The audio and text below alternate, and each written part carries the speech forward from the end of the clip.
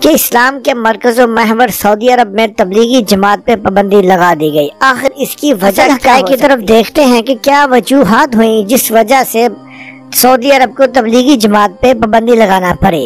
سعودی عرب میں تبلیغی جماعت پہ پابندی کو ہمارے ہاں جس زاویے سے دیکھا جا رہا ہے وہ بالکل بھی درست نہیں ہے۔ میں پہلے بھی یہ بات گزارش کر چکا ہوں۔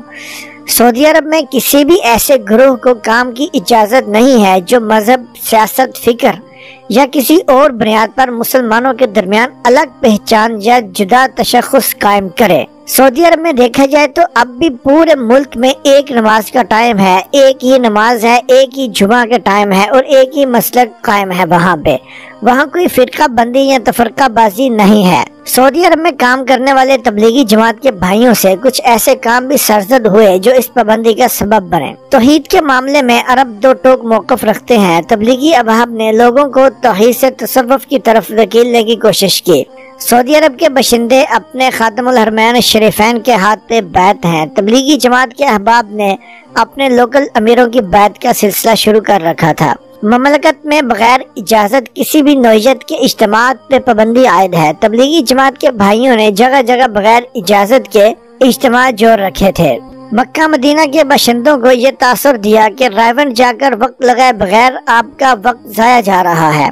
تبلیغی جماعت کے ساتھ سعودیہ سے وقت لگانے نکلے عرب باشندوں کا رائیونڈ سے ہوتے ہوئے جہاد کے نام پر مختلف محاذوں کی طرف نکل جانا۔ یہ مختلف عوامل ہیں جو پابندی کا باعث بنے۔ حکم نامے میں بھی جو کہا گیا ہے وہ ہماری اس باتوں کی تصدیق کرتے ہیں۔ اس میں کہا گیا کہ اس کام کی ابتدا انڈیا اور پاکستان سے ہوئی، اب ہر ملک میں پھیل گئی ہے۔ یہ اسلام کی غلط تشریح کر رہے ہیں، یہ ایک بدعت ہے، یہ تفرقات پیدا کر رہے ہیں جس کی جہاں ہرگز اجازت نہیں دی جا سکتی۔ وزارت شؤون الاسلامیہ کے ٹویٹر پر اعلان کے مطابق عزت مآب وزیر برائے اسلامی امور ڈاکٹر عبداللطیف الشیخ نے مساجد کے مبلغین اور نماز جمعہ کا عارضی اہتمام کرنے والے مساجد کو ہدایت کی کہ وہ اگلے جمعہ کا خطبہ تبلیغی جماعت اور دعوتی گروپ کے خلاف خبردار کرنے کے لیے مختص کریں۔ وزیر صاحب نے یہ بھی ہدایت کی کہ خطبہ میں درج ذیل موضوعات شامل ہوں: اس گروہ کی گمراہی، انحراف اور خطرے کا اعلان، اور یہ کہ یہ دہشت گردی کے دروازوں میں سے ایک ہے، خواہ وہ کوئی اور دعویٰ کرے۔